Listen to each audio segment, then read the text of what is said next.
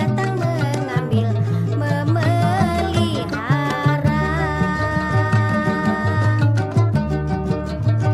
Datang mengambil, memelihara.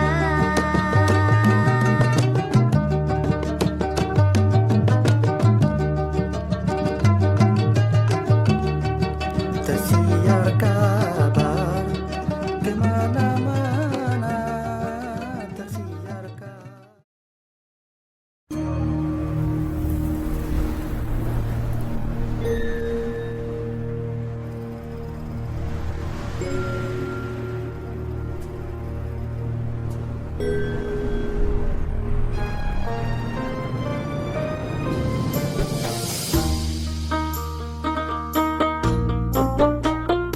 Di tepian Mahakam, di bawah langit yang teduh, ada alunan lembut yang tak lekang oleh waktu. Suara alat musik tradisional dan irama tari tingkilan berpadu, menghidupkan kisah-kisah nenek moyang yang diwariskan dari generasi ke generasi. Setiap gerakan penari menggambarkan keindahan budaya Kutai Kartanegara, menciptakan momen magis yang menghubungkan masyarakat dengan akarnya. Tingkilan bukan sekedar lagu, ia adalah cerminan jiwa masyarakat yang merindukan akar budaya mereka. Melodi lembut gambus berpadu harmonis dengan ketukan gendang yang berirama, menciptakan suasana hangat dan akrab. Dalam setiap bait, terpatri kisah-kisah yang mengajarkan nilai-nilai kearifan lokal dengan kebersamaan hingga ketulusan cinta. Dialek Kutai yang digunakan menjadi setiap lirik terasa lebih dekat dan personal, seolah mengajak pendengar untuk merasakan pengalaman bersama. Sepengetahuan saya ya, jadi musik tingkilan itu sendiri sebetulnya adanya tuh beriringan dengan waktu era masuknya Islam di kerajaan Kutai Kartanegara, dengan adanya instrumen ganun. Kalau dari Arab itu namanya ganun. Sama kita diimplementasikan menjadi alat musik gambus Kutai.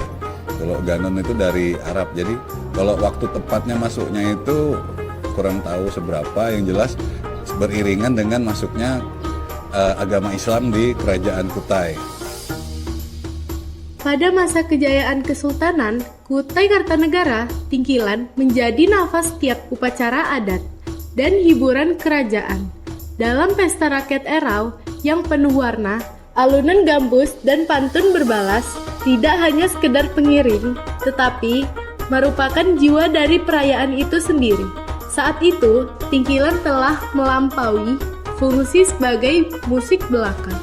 Ia adalah simbol kebanggaan, penjaga martabat, dan suara hati kebudayaan yang mengabadikan warisan leluhur untuk generasi mendatang. Dalam suasana perubahan ini, hadirlah Petala Borneo, grup musik dari Tenggarong yang berusaha menghidupkan kembali semangat tingkilan. Sekitar 15 tahun yang lalu kita memulainya sama-sama punya hobi kesamaan suka musik, dan akhirnya bertemu di salah satu komunitas atau kelompok yang sama-sama belajar musik tradisional. Belum ada ide waktu itu sih sebenarnya mau belajar alat musik tradisional atau membuat kelompok tingkilan. Tapi setelah belajar pertama kalinya, ini membuat bahwa musik tradisional ini ternyata ada hal-hal yang sangat jauh berbeda dengan musik-musik yang lainnya. Petala adalah lapisan atau tingkatan. Kalau diartikan dalam sebuah dunia musik, itu adalah lapisan sebuah tangga nada yang dimana kita percaya bahwa dengan sebuah kelompok yang bernama Petala ini, kita berlapis untuk saling bisa menguatkan dan melengkapi masing-masing kekurangan kita dan sebagainya. Tapi budaya tak pernah benar-benar hilang. Ia hanya menunggu untuk dihidupkan kembali. Kini, di tangan generasi muda Kutai Kartanegara, tingkilan lahir dengan wajah baru. Musiknya dipadukan dengan gitar, bass, bahkan alat digital. Lagu-lagu tingkilan mulai hadir di festival, media sosial, dan panggung musik modern. Transformasi ini bukan sekedar perubahan bunyi, melainkan sebuah pertanyaan hidup bahwa warisan leluhur mampu berdialog dengan zaman. Kenapa jadi milih tingkilan, hendak nyanyi tingkilan? Paling umumnya jawabannya adalah karena ini sesuatu yang beda aja.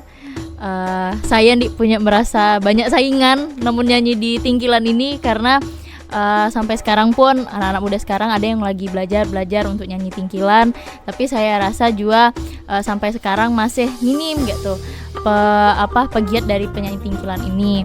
Kesulitannya tuh karena kalau pop ini kan lebih umum ya, lebih mudah dipelajari, masukannya itu banyak, kita bisa dengerin lagu si A, si B, penyanyi-penyanyi pop. Kemudian kalau lagu-lagu tingkilan ini karena ranahnya itu adalah musik-musik zaman dulu gitu, jadi belajarnya itu cari lagi lagu-lagu yang lawas untuk dijadikan referensi. Terus juga orang-orang Bahar itu kan memang karena Sida itu bakat nyanyi, terus dari Sida itulah muncul teknik-teknik nyanyi tingkilan itu tegak mana, cengkoknya tegak mana. Nah itu yang agak menjadi tantangan sebenarnya dipelajari. Orang-orangnya tuh udah betuhaan, terus banyak juga penyanyi-penyanyi tingkilan yang lawas itu bisa nyanyikan tapi terlalu bisa untuk ngajari teknik ini tegak ini nadanya, tegak ini cara nyanyikannya. Sida tuh lebih ke langsung ngajari nih tegak nih cara nyanyinya.